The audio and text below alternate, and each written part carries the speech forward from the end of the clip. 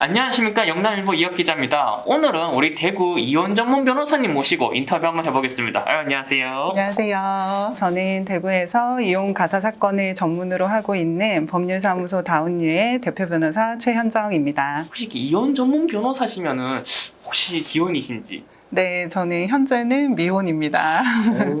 이렇게 미혼이신데 이렇게 이혼 전문 변호사가 되신 이유가 있을까요? 제가 처음에 변호사가 돼서 제가 이혼 가사 사건을 하면서 느낀 게 부부 관계라는 가장 내밀하고 또 사적이고 가장 가까운 관계를 이제 법률적으로 다루는 사건이잖아요.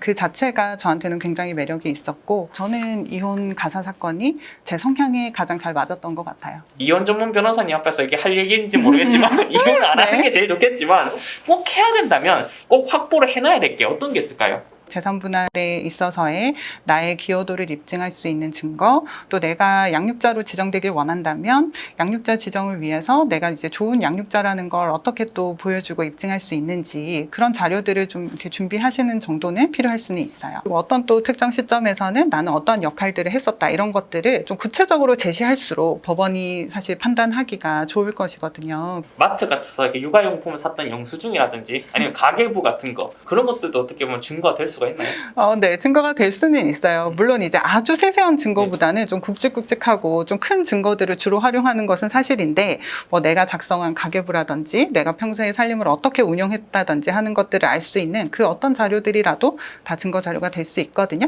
잘 활용할 수 있는 좋은 증거가 될 수 있을 것 같습니다. 이혼할 때 같이 키웠던 반려동물들은 좀 어떻게 되나요? 예를 들어 뭐 양육권 같은 게 있는지 아니면 뭐 그냥 물건이나 재산 이런 걸로 취급이 되는지. 이제 사실 이번 달에 민법 입법 예고가 있었고 곧 개정될 민법에서는 더 이상 반려동물을 이제 물건이 아닌 것으로 이제 규정하게 된다고는 합니다. 그러나 이제 아직 개정안의 내용이 확정된 것은 아니고요. 기존의 현행 민법상으로는 반려동물은 이제 물건으로 취급되고 따라서 이제 소유권의 대상이 되겠죠. 재산이고 또 소유권의 대상이 될 수 있기 때문에 재산 분할의 대상이 될 수는 있을 것 같아요. 그런데 실제 이제 소송에서 반려동물에 대한 어떤 재산 분할 소유권이 다투어지는 경우는 잘 없고요. 대체적으로 그 정도의 영역은 당사자들께서 굳이 법원을 통하지 않고 협의를 통해서 해결하시는 것 같아요. 그런데 이제 우리 개정 민법을 통해서 반려동물에 대한 양육권도 인정될 여지가 있을 수 있고 가정법원이 앞으로 이 사안을 어떻게 심리할지를 두고 봐야 될 것 같습니다.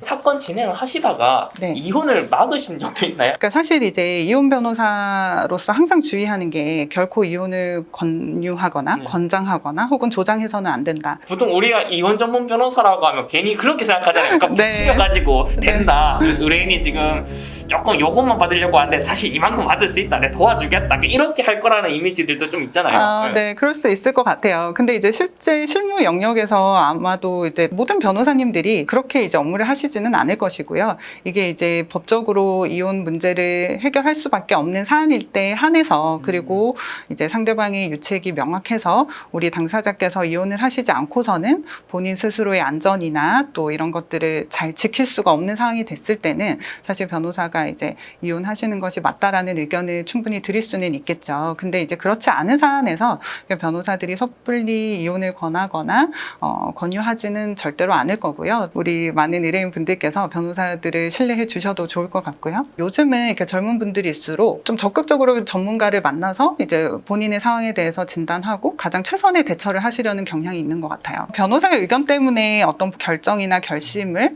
뭐 이렇게 좌우하셨을 것 같지는 않고 그럴 거면 죄 안 왔다.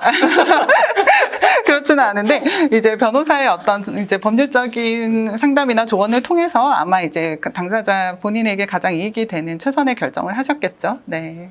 이 질문 제가 별로 건질 게 없었네요. 개인 나온 질문이네요. 네.